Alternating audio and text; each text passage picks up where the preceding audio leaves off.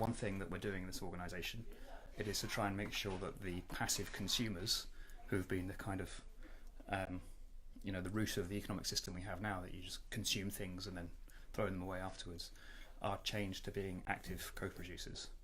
And that's something that bees can teach us. Yeah. So every spoonful of honey that we sell or create, we try and encourage people to plant a flower for the next harvest. And that creates an environment that is both richer for bees, wild bees, butterflies, other kinds of insects. It makes the city more beautiful. It brings opportunities to create spin-off businesses in fruit or berry production. It encourages people to see their properties in different ways, where they can plant things that aren't there before. And in that way we can build a business up around it. I can show you how that works. Yes.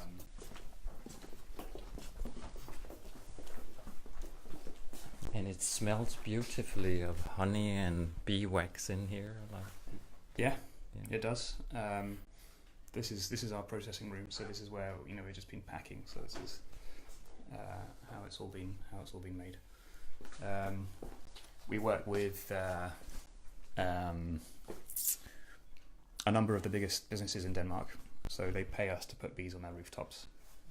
When we collect honey from them, we also run events and activities with their staff, tell them about what's going on and what's happening with the bees.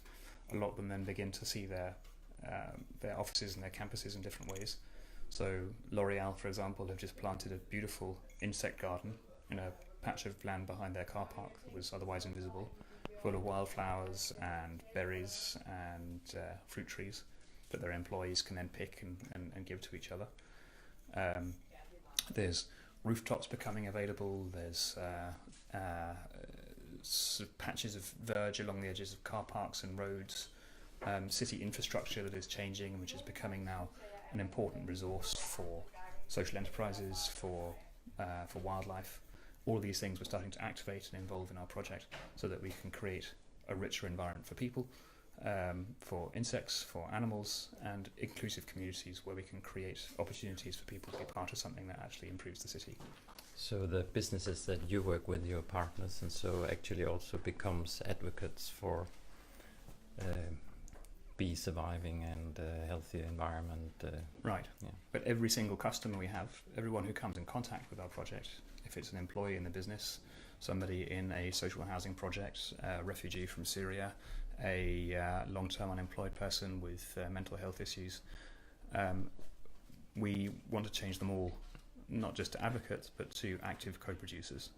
We want them to see their environment in a different way, to plant flowers. We want them to teach each other about it.